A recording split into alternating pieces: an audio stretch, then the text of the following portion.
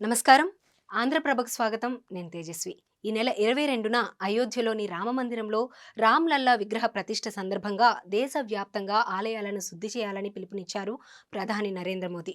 దీంతో బీజేపీ నేతలు దేవాలయాల్ని శుద్ధి చేసే కార్యక్రమం నిర్వహిస్తున్నారు. దీంట్లో భాగంగా కరీంనగర్, పద్మానగర్‌లోని శివాలయాన్ని బీజేపీ జాతీయ ప్రధాన కార్యదర్శి ఎంపీ బండి సంజయ్ కుమార్ శుద్ధి చేశారు. ఈ నెల 22న రామమందిర పునఃప్రతిష్ఠ కార్యక్రమం కోసం ప్రపంచమంతా ఎదురుచూస్తోందన్నారు. ప్రధాని మోడీ, జాతీయ అధ్యక్షుడు జేపీ నడ్డా పిలుపు మేరకు దేవాలయాల శుద్ధి చేస్తున్నామన్నారు. శివాలయాన్ని శుద్ధి చేయడం సంతోషంగా ఉందన్నారు. దేవుడి అక్షింతల్లో రేషన్ బియ్యం, బాసుమతి, జై శ్రీరామ్ అక్షింతలు ఉంటాయా అని ప్రశ్నించారు. దేవుడి అక్షింతలను రాజకీయం చేయడం తగదన్నారు బండి సంజయ్ కుమార్. విగ్రహ ప్రతిష్ఠ జరిగే వరకు నిత్య నైవేద్యం, పూజలు, భజనలు జరగాలని ప్రధాని మోడీ ఇచ్చిన పిలుపు మేరకు ఈ శుద్ధి కార్యక్రమాన్ని నిర్వహించారు.